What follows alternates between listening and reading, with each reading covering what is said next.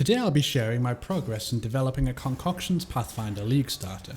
The build has decent damage and clear, and takes advantage of the 0 mana cost of concoction skills. Additionally, the +4 or even +6 projectile scaling with the new support gems and the changes to mana leech with Walker of the Wilds enables mind over matter for a deeper defensive pool.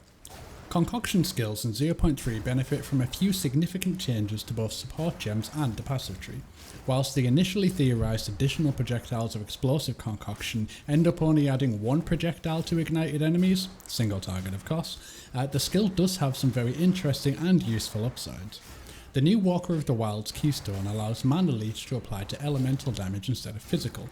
So if you think of all those terrible increased mana leech on your attack hits mods that you get on the weapons, they now have some value with this keystone, which allows for excellent leech from attack hits.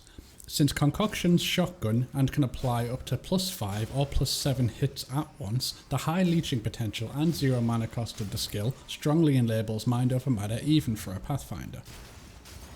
I use Trample Toe for some additional clear, along with the Salvo or Nova supports depending on the encounter.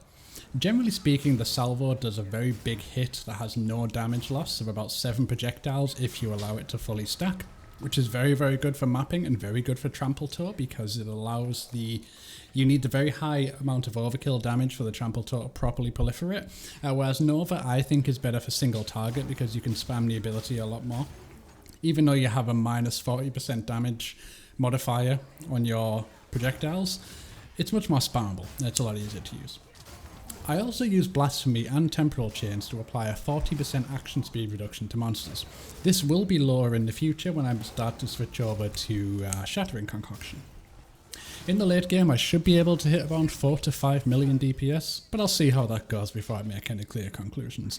Right now I'm not running a crit setup. The setup is based entirely off the base damage of Explosive Concoction, but in the late game I may tend towards either fulminating, probably Shattering Concoction, particularly just because it has very high base crit. And of course, if need be, I can also use Hower if I need some additional damage, or just get lots of flat.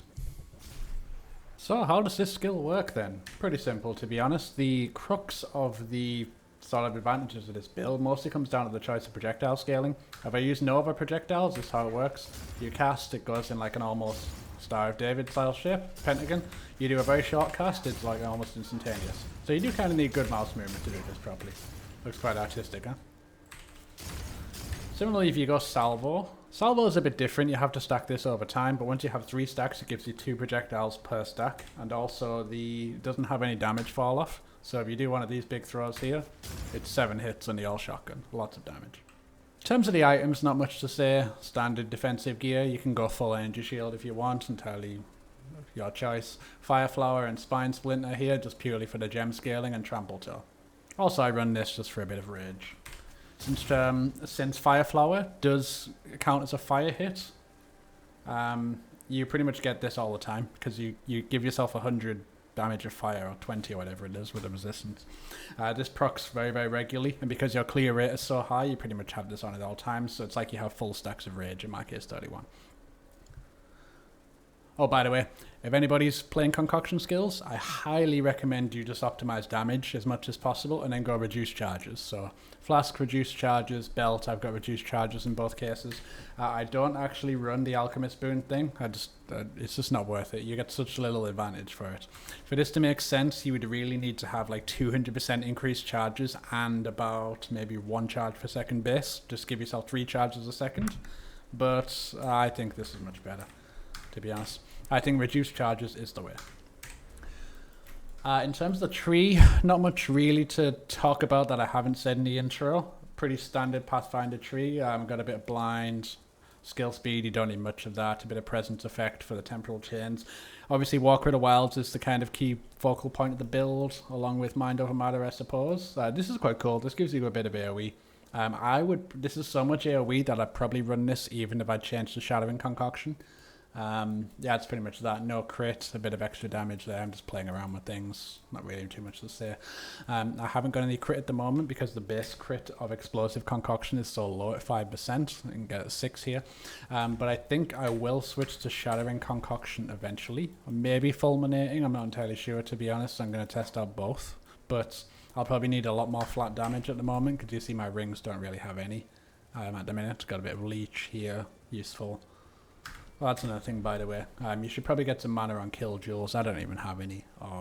And this node here is quite cool as well, just gives you a bit more mana leech, and I think there's this one, right? Yep, there we go. So that is pretty much that. I'm going to work on this build as I continue my way through red maps. I think the damage can probably get to about 5 million at the very high end. I need to get a Rakiata's floor. But so far the damage is fine. It's actually pretty good. I think it's a bit clunky until you get a Fire Flower and a Sun Splinter, so maybe that's just the way skills are at the minute, that we need to utilize lots of crit. Right now I have none. But I think I can get this build to a pretty good amount of damage, so I don't really recommend that anyone plays this yet, but if you're sort of interested and you want to work on your own build, you know, this is what I've got. It's very, very playable. The AoE for this build is fantastic, and I'm quite pleased with it so far. It's been quite a lot of fun. The fact that you can have no mana cost and gain advantage to mana leech is just crazy, I think. Probably the best part about the build, if not for the clear. And that is pretty much that. See you later.